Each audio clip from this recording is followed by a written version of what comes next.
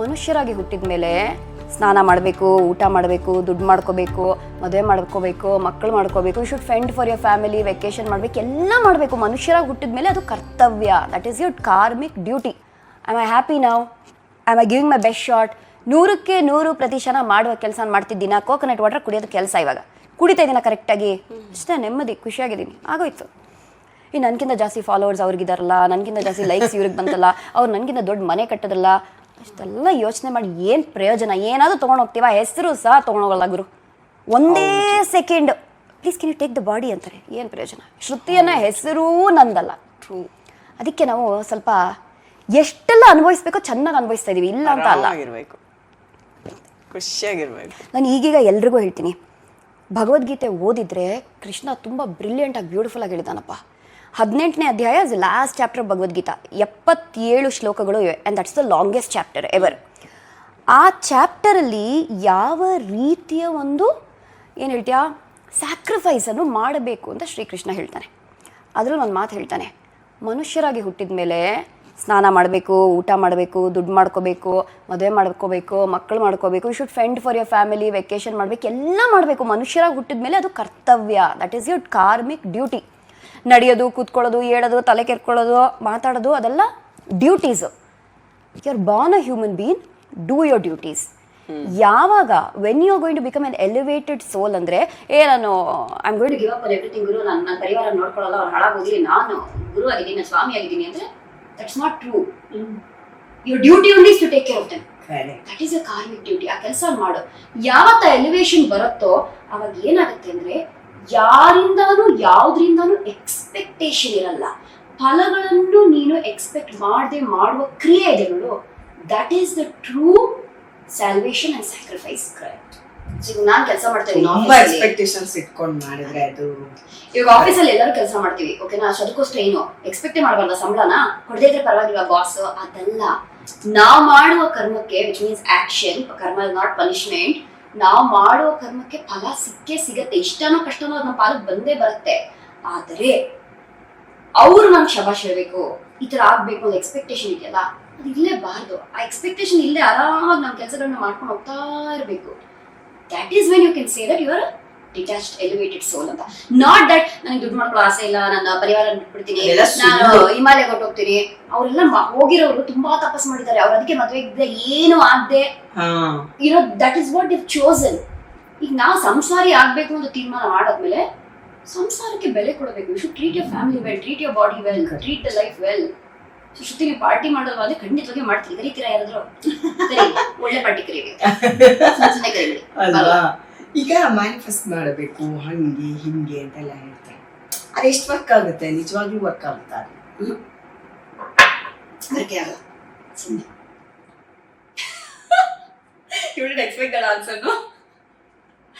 ಅಲ್ಲ, ಹೂವಂತ ಹೇಳ್ತೀಯ ಅಂತ ಆಸೆನ ಕಾಯ್ತಿದ್ದೆ, ಯಾವಾಗ ಹಿಂಗ ಅಂದ್ಬಿಟ್ಟೆ. ಅಲ್ಲ ಪಾಂಚಾಲಿ, ಏನ್ ಗೊತ್ತಾ, ಯಾರು ವರ್ಕ್ ಆಗಲ್ಲ ಅಂತ ಅನ್ಕೊಳ್ತಾರೋ ವರ್ಕ್ ಆಗಲ್ಲ, ಯಾರು ಆಗತ್ತೆ ಅಂತ ಅನ್ಕೊಳ್ತಾರೋ ಆಗತ್ತೆ. ನಂಬಿಕೆ ಮುಖ್ಯ. ನಂಬಿಕೆಗಿಂತ ಜಾಸ್ತಿ ನಮ್ಮ ಒಂದು ಎನರ್ಜಿ, ನಮ್ಮ ಒಂದು ವೈಬ್ರೇಷನ್, ಅದು ಮುಖ್ಯ. ಯಾಕಂದ್ರೆ ಇವಾಗ ಒಬ್ರು ಡಾಕ್ಟರ್ ಹತ್ರ ಹೋದಾಗ ಡಾಕ್ಟರ್ ಮೇಲೆ ನಂಬಿಕೆ ಇಲ್ಲ ಅಂದ್ರೆ ಅವ್ರು ಕೂಡ ಮಾತ್ರೆ ವರ್ಕ್ ಆಗಲ್ಲ. Have you seen it? ಮಾತ್ರೆ ಪ್ರಾಪರ್ಟೀಸ್ ಚೇಂಜ್ ಆಗತ್ತಾ? ಇಲ್ಲ. ಅಂದ್ರೂ ಅವ್ರು ಕೊಡೋ ಮಾತ್ರ ಯಾಕೆ ವರ್ಕ್ ಆಗಲ್ಲ? ಕೈಗುಣ ಸರಿಗಿಲ್ಲ ಡಾಕ್ಟರ್ದು ಅಂತೀವಿ. ಡಾಕ್ಟರ್ ಕೈಗುಣ ಸರಿಗಿಲ್ಲ ಅಂತ ಅಲ್ಲ, ಮತ್ತೆ ಬೇರೆಯವ್ರ ಮಾತ್ರ ಯಾಕೆ ವಾಸಿ? ಸೇಮ್, ನಿನ್ಗೂ ತಲೆನೋವು ನನ್ಗೂ ತಲೆನೋವು, ಇಬ್ರು ತುಂಬಾ ಜಾಸ್ತಿ ಕಂಪ್ಯೂಟರ್ನ ಸ್ಕ್ರೀನ್ ಅನ್ನು ನೋಡಿ ಕಣ್ಣನ್ನು ಹಾಳು ಮಾಡ್ಕೊಂಡಿದ್ದಾನೆ ಅಂತ ಹೇಳಿದ್ರು ಇಟ್ಕೋ.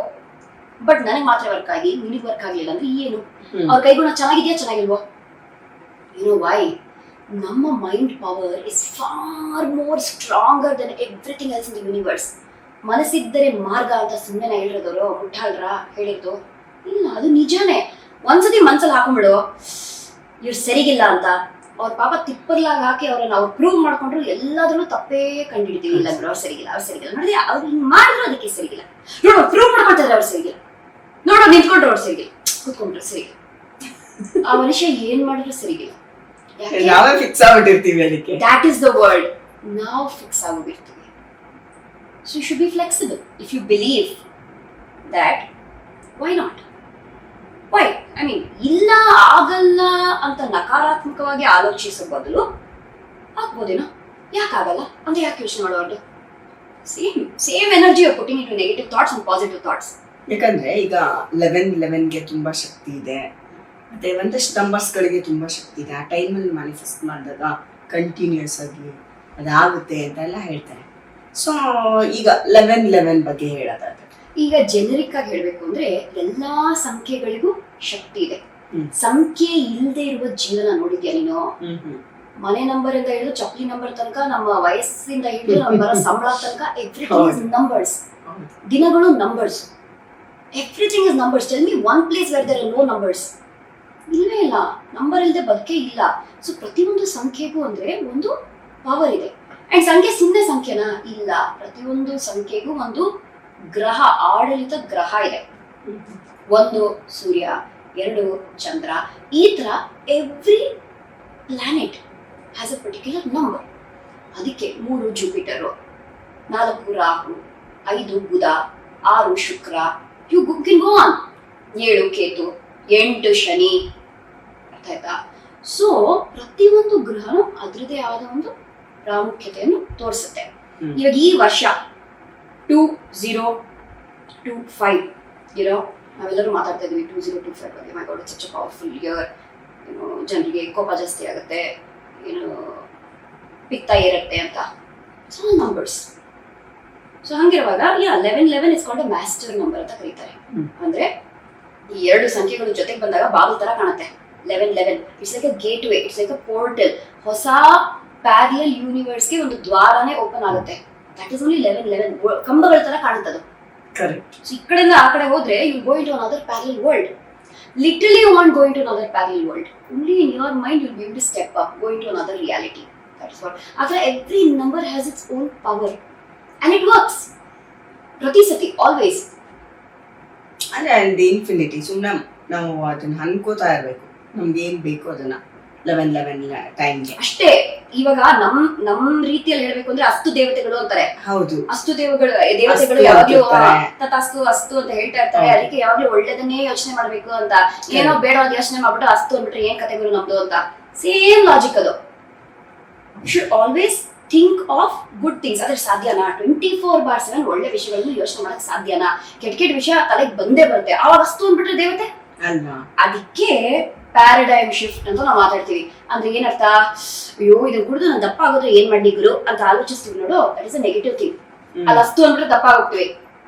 ಅದ್ರ ಬದಲಾಗಿ ಇದನ್ನ ಕುಡಿದು ನಾನು ಫಿಟ್ ಆಗಿರ್ಬೇಕು ಗುರು ಅಂತ ಯೋಚನೆ ಮಾಡ್ಬೇಕು. ಆವಾಗ ಅಸ್ತು ಅಂದ್ರು ಫಿಟ್ ಆಗಿ ಇರ್ತೀವಿ. Same thing. ಅಯ್ಯೋ ನಾನು ಲೇಟ್ ಆಗ್ಬಾರ್ದು, ಆಗುತ್ತೆ ಲೇಟ್.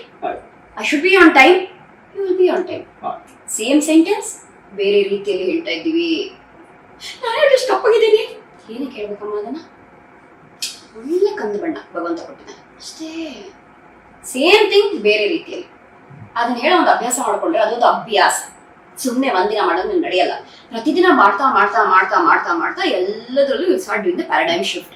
ಆವಾಗ ಯಾವಾಗಾದ್ರೂ ಅಸ್ತು ದೇವತೆ ಅಸ್ತು ಅಂದ್ರೆ ಎಲ್ಲ ಒಳ್ಳೇದೇ ಆಗ್ತಾ ಇರುತ್ತೆ. ಸೊ 11ಗೆ ಇರೋ ಶಕ್ತಿ. Those are master numbers. 11, 12, 13, 14, 15, 15, all of the master numbers. Angel numbers ಅಂತಲೂ ಕರಿತೀವಿ. ಎಷ್ಟೊಂದು ಸತಿ ಹೇಳ್ತಾರೆ ಗೊತ್ತಾ, ಹೇ ನನ್ನ ಗಾಡಿಯಿಂದ 777 ನೋಡಿದೆ, ಇಟ್ಸ್ ಲಕ್ಕಿ ಡೇ ಅಂತ. ಹೌದು, ನಾವು ಆ ಹೊತ್ತಿನಲ್ಲಿ ಏನನ್ನ ಆಲೋಚನೆ ಮಾಡ್ತಿರ್ತೀವೋ ಆ ಪ್ರಶ್ನೆಗೆ ಉತ್ತರ ಇರುತ್ತದು. ರ್ಯಾಂಡಮ್ ಆಗಿ ಹೇಳಕ್ಕಾಗಲ್ಲ. ತುಂಬಾ ಜನ ಹೇಳ್ತಾರೆ, madam can you tell me the meaning of 555 ಅಂತ. 555 ಅಷ್ಟೇ. ಯಾಕಂದ್ರೆ at that point in time what were you thinking? Like ಮೊನ್ನೆ ನಾನು ಪ್ರತಿ ಮಂಗಳವಾರ ಬ್ಲೆಸ್ಸಿಂಗ್ ಕಾರ್ಡ್ಸ್ ಅಂತ ತೆಗಿತೀನಿ. ಓಕೆ, ನಾವು we can do the blessing cards here also today. Blessing cards ಯಾವಾಗ್ಲೂ ಆನ್ ಡಾಟ್ ಕರೆಕ್ಟ್ ಮೆಸೇಜ್ ಕೊಡುತ್ತೆ. ಅಂದ್ರೆ ಕರೆಕ್ಟ್ 1 ವೀಕಿಗೆ ಒನ್ಸ್? ಅಬ್ಸಲ್ಯೂಟ್ಲಿ. ನಾನು ವೀಕ್ಲಿ ಒನ್ಸ್ ತೆಗೆದು ಮಹಾಜನಗಳಿಗೆ. ಒಮ್ಮೊಮ್ಮೆ ನನಗೆ ಪ್ರಶ್ನೆಗಳಿದ್ದಾಗ ನಾನು ತೆಗಿತಾ ಇರ್ತೀನಿ. ಹಂಗೆ ಓಡಾಡ್ಕೊಂಡಿಲ್ಲ, ಈ ವಾಟ್ ಯೂನಿವರ್ಸ್ ಅಂತ ಕೇಳ್ತಾ ಇರ್ತೀನಿ. ಬಟ್ ನಾ ವೀಕ್ಲಿ ಒನ್ಸ್ ಎಲ್ರಿಗೂ ತಗೊಳ್ಳುವ ಮೆಸೇಜ್ ಇದೆಯಲ್ಲ, ಇಟ್ಸ್ ಬ್ಯಾಂಗ್ ಆನ್. ಸೊ ನಾವು ಈ I think it was April ಟೈಮಲ್ಲಿ ಬಂದ full moon time, new moon time, sorry April ಟೈಮಲ್ಲಿ ಬಂದ ನ್ಯೂ ಮೂನ್ ಟೈಮು ಏಪ್ರಿಲ್ 27ನೇ ತಾರೀಕು ಅನ್ಸುತ್ತೆ, around that date. So April new ಮೂನ್ಗಿಂತ ಮುಂಚಿತವಾಗಿ ಬಂದ ಮಂಗಳವಾರ we picked out the blessing cards. And blessing card ಏನಿತ್ತು, ನರ್ಚರಿಂಗ್ ಅಂತ ಹೇಳ್ತು. ನರ್ಚರಿಂಗ್, ಪೋಷಣೆ, ಅದಕ್ಕೆ ಜಾಸ್ತಿ ಪ್ರಾಮುಖ್ಯತೆ ಕೊಡಬೇಕು. Focus on your own self, focus on your own growth, grounding. ಅದೇ ದಟ್ ವಾಸ್ ದ ಮೆಸೇಜ್. ಅದು ಕರೆಕ್ಟ್ ಆಗಿ ನೆಕ್ಸ್ಟ್ ನಾನು ಗಾಡಿಯಲ್ಲಿ ಹುಟ್ಟಿದಾಗ ಏನೋ ಯೋಚನೆ ಮಾಡ್ತಿದ್ದೆ, ಸಿಂಗತ್ತು ಈ ಕೆಲಸ ಮಾಡ್ಬೇಕಾ ಬಾರ್ದ ಅಂತ. ಯಾವುದೋ ಒಂದು ಕೆಲಸಕ್ಕೆ ನನ್ ಮುಂದೆ ಒಂದ್ ಸೈಡ್ ಅಲ್ಲಿ ಗಾಡಿ 666 ಇನ್ನೊಂದ್ ಸೈಡ್ ಅಲ್ಲಿ 6666. ಈ ಕಡೆ ಎರಡು ಸೈಡ್ ಅದೇ numbers. What does it mean? Nurturing. ನಿನ್ ಬಗ್ಗೆ ನೀನು ಕಾಳಜಿಯನ್ನು ತೋರಿಸು. ರಿಜೆಕ್ಟ್, ಸಾರಿ ಆಗಲ್ಲ ಬರಲ್ಲ, ಟೈಮ್ ಇಲ್ಲ ಅಂತ ಇಮಿಡಿಯೇಟ್ಲಿ ಹೇಳ್ಬಿಟ್ಟೆ ಅವಾಗ. ವಿಜಯ್ ವಾಸ್ ಲೈಕ್, ಹಾ ಏನ್ ನೀನು? I said God gave me the answer.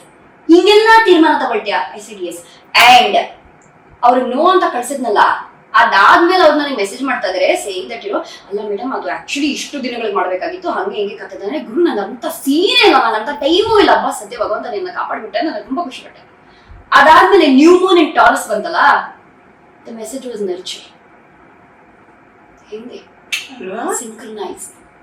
Blessing cards ಯಾವತ್ತೂ ತಪ್ಪು ಮೆಸೇಜ್ ಕೊಡಲ್ಲ. It give you exactly bang on ಏನ್ ಕೊಡ್ಬೇಕು ಅದನ್ನೇ ಕೊಡುತ್ತೆ. ಇದಕ್ಕೊಂದು ಎಕ್ಸಾಂಪಲ್ ಈಗ ನಾವಿಲ್ಲಿ ಕೂತಿರೋದು ಅಂತ್ಯಾ ಯಾಕೆ ಗೊತ್ತಿಲ್ಲ. ನೀವ್ ಮಾತಾಡ್ಬಿಟ್ಟಿದ್ರೆ 4 ಸೆಕೆಂಡ್ ಗೋಲ್ಡ್ ಫಿಶ್ ಮೆಮೊರಿ ಅಮ್ಮ, ಅದು ಇದೆ. ಇದು ಆಫ್ ಸ್ಕ್ರೀನ್ ಅಲ್ಲಿ ಆಮೇಲೆ ಹೇಳ್ತೀನಿ. ಇದು ಕೂಡ ಇದಕ್ಕೆ ರಿಲೇಟೆಡ್. ಸೀರಿಯಸ್ಲಿ ಸೀರಿಯಸ್ಲಿ ನಾನ್ ಹೆಂಗೆ ಗೊತ್ತಾ, ಅದು ನೆನಪು ಮಾಡ್ತೀನಿ. ಆಮೇಲೆ ಶೋ ಮುಗಿದಾದ್ಮೇಲೆ ನೆನಪು ಮಾಡ್ತೀನಿ. ನನ್ ನೆನಪಿನ ಶಕ್ತಿ ಆಕ್ಚುಲಿ ಎಷ್ಟು ಖರಾಬ್ ಆಗಿದೆ ಅಂದ್ರೆ, ಐ ಆಮ್ ಸೋ ಲಕ್ಕಿ ಅಂದ್ರೆ, ಯಾರ ಜೊತೆ ಜಗಳ ಆಗ್ಬಿಟ್ಟಿದ್ರೆ ನನ್ ಜ್ಞಾಪಕನೇ ಇರಲ್ಲ. ನಾನೇ ಕೇಳ್ತೀನಿ ಏನ್ ನೀವ್ ಮಾತಾಡ್ತಾ ಇಲ್ಲ ಅಂತ. ಅವ್ರು ಫುಲ್ ಶಾಕ್ ಅಲ್ಲಿ ಇರ್ತಾರೆ, ಮಾತಾಡ್ತಾ ಇದ್ದೀರಾ ಅಂತ. ಏನ್ ಗುರು ಅಂತ, ಏನ್ ಕತೆ ನಡೆದಿತ್ತು, ನಾವು ಮಾತೇ ಬಿಟ್ಟಿದ್ವಿ ಅಂದ್ರೆ ಏನ್ ಕತೆ ನಡೆದಿತ್ತು ನೆನಪಿರಲ್ಲ. ನಿಮ್ಗೆ ಇದೆಲ್ಲ ಮಾತ್ರ ಏನ್ ನೆನಪಿರುತ್ತೆ ಅಂತ ಕೇಳ್ತಾರೆ. ಗೊತ್ತಿಲ್ಲ. ಬೇಕು ಅಂತ ಅದು ಅಂದ್ರೆ ಮನಸ್ಸಿಗೆ ಗೊತ್ತು, ಅದು ಬೇಡ ಬೇಕಿರೋದನ್ನ ನೆನ್ಪಿಟ್ಟು ಸುಮ್ಮನೆ ಮೆಮೊರಿ ಕಾರ್ಡ್ ವೇಸ್ಟ್ ಮಾಡ್ತಾರೆ. ಕರೆಕ್ಟ್. ಈ ಜ್ಞಾನ ಎಲ್ಲ ಚೆನ್ನಾಗಿ ನೆನಪಿರುತ್ತೆ, ಬಾಕಿ ಯಾರ ಜೊತೆನೂ ಜಗಳ ಕದನ ಅದೆಲ್ಲ ಏನು ನೆನಪಿರಲ್ಲಪ್ಪ. ಏನ್ ಮಾಡ್ಬೇಕು ನೆನ್ಸ್ಕೊಂಡು ಅಂತ ಅಲ್ವಾ?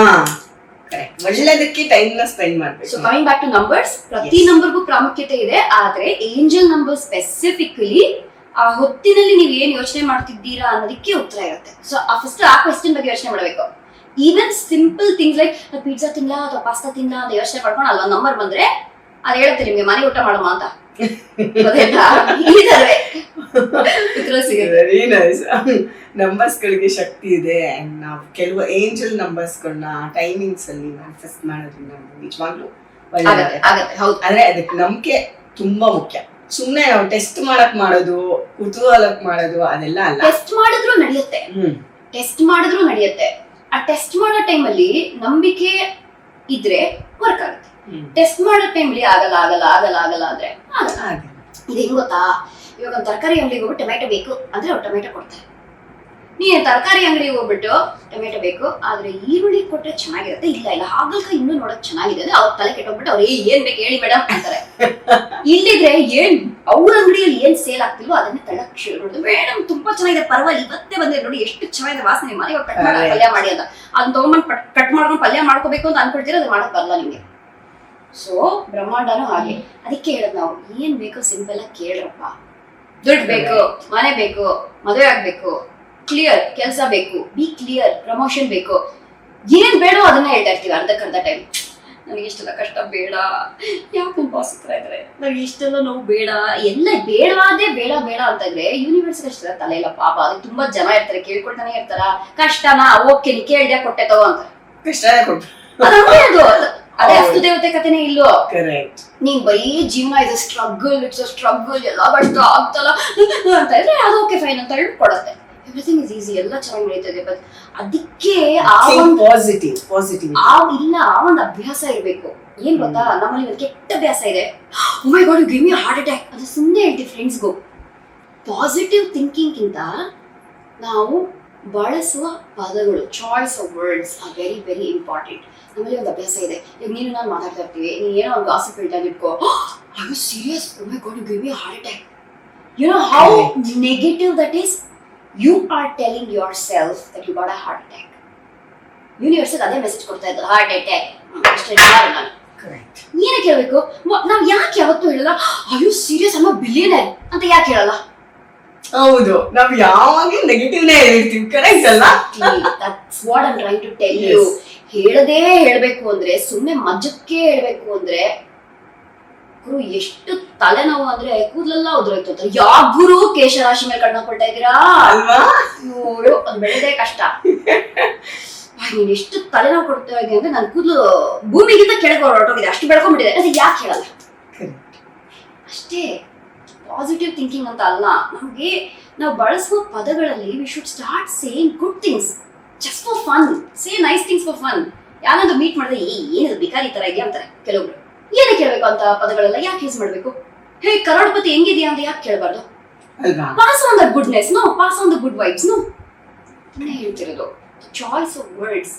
ಓಕೆ, ಇವಾಗ ಇಷ್ಟೆಲ್ಲ ಆಯ್ತು, ಬಟ್ ನಾವು ಈ ಟೈಮ್ ವರ್ಗು, ಈ ಪೀರಿಯಡ್ ವರ್ಗು ನಾವು ಈ ತರಾನೇ ನಡ್ಕೊಂಡ್ಬಿಟ್ಟಿದ್ವಿ. ಸಾರಿ, ಒನ್ ಮೋರ್ ಲಾಸ್ಟ್ ಥಿಂಗ್.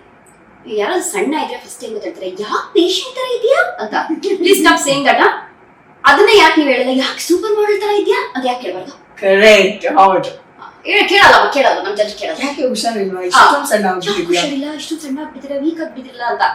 ಏನೋ ಮಾಡಿ ಹಿಂಗ್ ಮೇಂಟೈನ್ ಮಾಡ್ಬಿಟ್ಟಿದ್ಯಾ, ನೆಕ್ಸ್ಟ್ ಝೀರೋ ಫಿಗರ್ ಮಿಸಸ್ ಇಂಡಿಯಾಗೆ ಹೋಗ್ಬೋದು ಅಂತ ಯಾಕೆ ಹೇಳಲ್ಲ ಗುರು? ನೆಕ್ಸ್ಟ್ ಟೈಮ್ ಇಂದ be very very conscious, say good things. ಅದೇ ಕರ್ಮ, ಏನ್ ಹೇಳ್ತೀವೋ ಅದು ವಾಪಸ್ ಬರುತ್ತೆ. ಬೂಮರಂಗ್ ಎಫೆಕ್ಟ್ ಅಲ್ಲಿ 3 ಪಟ್ಟು ಹೆಚ್ಚಾಗಿ ವಾಪಸ್ ಬರುತ್ತಮ್ಮ. ಹೌದು, ಸುಮ್ಮನೆ ಬರಲ್ಲ, ಸ್ಪೀಡ್ ಜಾಸ್ತಿ ಆಗಿ ವಾಪಸ್ ಬರುತ್ತೆ.